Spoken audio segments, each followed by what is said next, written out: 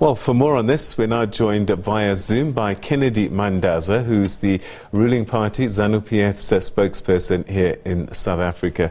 Mr. Mandaza, thanks very much indeed. Thanks for joining us.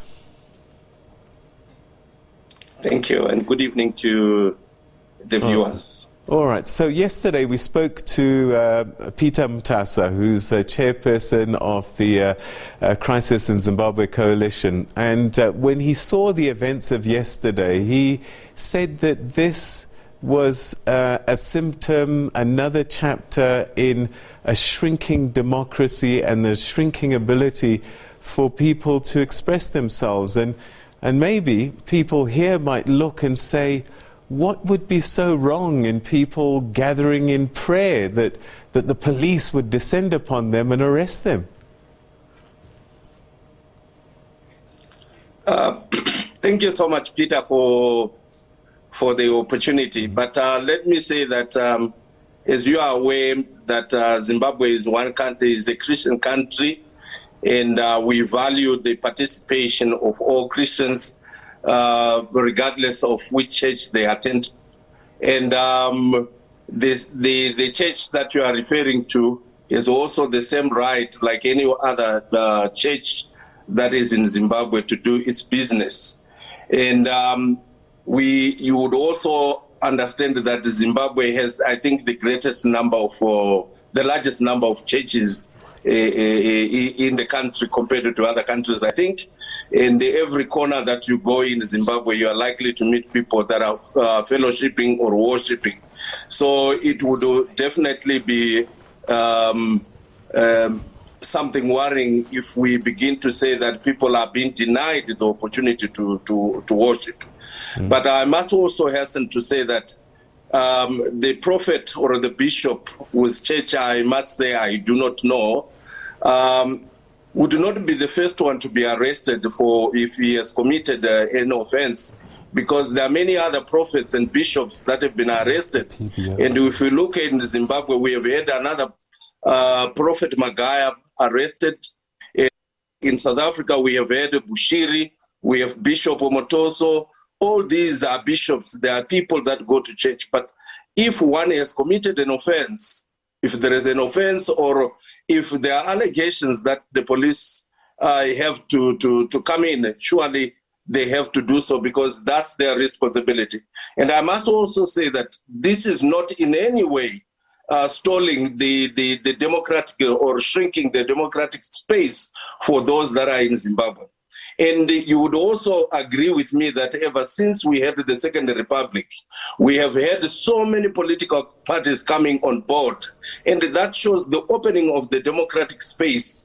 We also have in Zimbabwe the greatest number of non-governmental organizations and civic organizations that many a times have been delving into politics. No wonder why the narrative that we normally find from non-governmental organizations, when we have something that they think is venturing into their terrain, they quickly come up and say that the democratic space is being closed, there are human rights abuses, and so on. Yet we have the greatest number, the largest number of non-governmental organizations in Zimbabwe.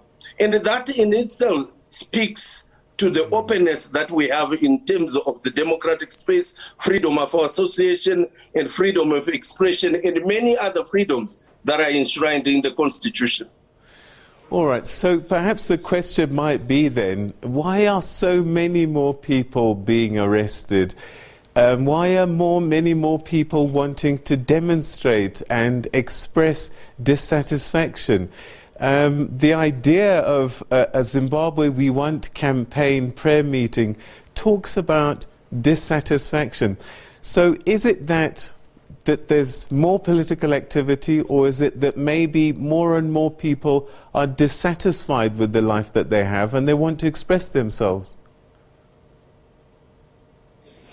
Well, Peter, there are many ways in which people are expressing dissatisfaction if they are not satisfied with what is happening in the country. And it will be remiss for me to say that it's all rosy in Zimbabwe, given what we are seeing, particularly on the foreign currency market, and also the increase in the prices of commodities that has been currently taking place of late.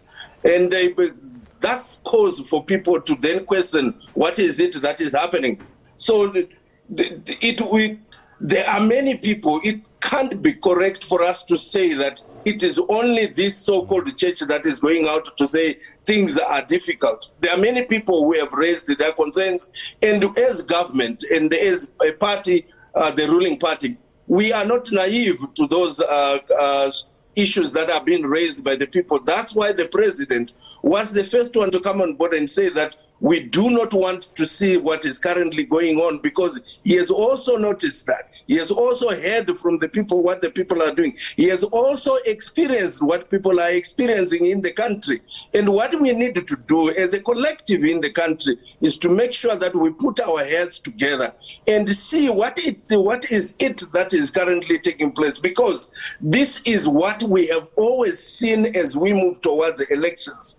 And we must nip it in the bud so that we do not use this kind of campaign methods to win votes from people, where we shrink their income, or where we try to force them to believe in us because of hunger, because of rises in prices and so on. That's why we have been talking about economic saboteurs, because we believe that at the moment there is something that is currently happening, and the police and the law enforcement agents should go deeper into this particular issue so that the cries of the people as a collective are addressed meaningfully to ensure a better life. Remember, the current president and the ruling party have a vision to make sure that by 2030 we have a middle income citizenry in the country. And for us to do so, we do not need to have the kind of things that are happening currently. And for people to express their dissatisfaction is not a problem, because it is their right, which is enshrined in the Constitution. But Mr. Mandaza, you can't be, you must be concerned that in 2022, people like More Blessing are being taken away, witnesses say by known Zanu-PF people, and found dead in a well. And these abductions and disappearances seem to be happening more frequently. What kind of political environment is that? And are you aware of any of your party members being involved in the disappearance of More Blessing? Peter, we are worried because we are a mass party. Our existence as a party resides in the collective citizenry of Zimbabwe. And it would not make any sense for a party that prides itself of having the greatest number of people who votes for it to go out there and then abduct, kill, and do all these other things that are being alleged that Zanu-PF is doing. We regret the loss of a single life in Zimbabwe. We do not want to see anyone dying regardless of their political affiliation, because to begin with, one of the reasons why Zanu-PF went to war, it is to make sure that we have people living happily in the country and exercising all the freedoms that are in the Constitution. That's why there is a multi-party system in Zimbabwe. It is because we know that we need a democracy which people fought for. And we regret that the polarization that we have in the politics in Zimbabwe has led people to come up with so many shenanigans, which at the end of the day, people would want to use or to tarnish the image of Zanu-PF by alleging that they are committing abductions and so on. Yet we can't even disclose the names. If they are known Zanu-PF people who have abducted people, then their names should be said and should be taken to the law enforcement agencies. And like I said, we regret the loss of a single life, and we do not want to see it happening in the country, particularly this time of the season where we are moving towards the elections. We want it to be free, fair, and people to do it according to their will. All right. And perhaps as a final question, and a question of concern, Peter Mandaza also said that Zimbabwe is a failing state. The economy seems to be struggling enormously, and that was even before COVID-19. COVID-19 made things worse. The Ukraine-Russia war made things worse. But he said that there were many own goals that Zimbabwe has, and that's corruption, patronage, and people close to power benefiting, and that if they could sort all of these out first, then some of the things happening in the economy, which is in dire straits at the moment, wouldn't be so severe. The government is currently seized in trying to make sure that all the economic fundamentals are in place to ensure that the economy can move in the right direction. It is true that even today, as I speak, there are challenges that have to do with the parallel market in foreign exchange. There are challenges that have to do with the rise of food, but it does not speak to a failing economy. If it was a failing economy or a failed economy, speaking of a period before 2017 or 2020, by now we would not be having Zimbabwe. There are so many. You said he spoke about own goals. I think it is also important for us as Zimbabweans to talk about those goals that we are scoring, whilst we are attending to the own goals, if they are there, that we are making. There are many good stories that we can talk about in relation to Zimbabwe. People like Peter Mandaza and many others should begin to learn to market Zimbabwe, telling the good story of what we are doing. Whilst we come together as Zimbabweans to collectively look at the challenges and problems that we currently face. Not for us as Zimbabweans, some of them, to go out there and call for sanctions and also try to stop other countries to bring in the much needed foreign direct investment.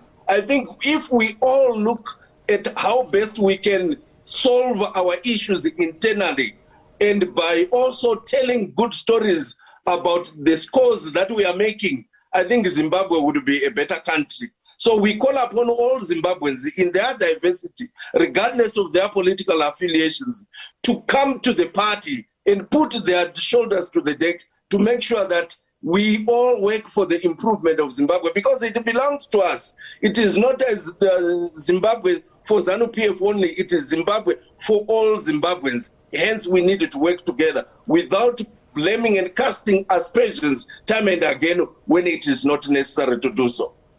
Mr. Mandaza, sadly we've run out of time, but thank you very, very much indeed for joining us and giving us your perspective about things playing out in your country. Thank you for your time.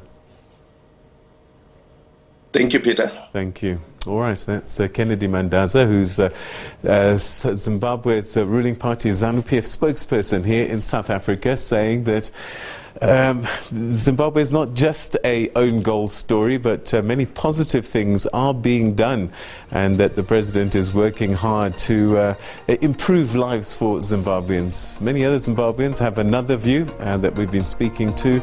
So I suppose in the end, it's down to the citizens who are living life every single day to decide for themselves if things are getting better or getting worse.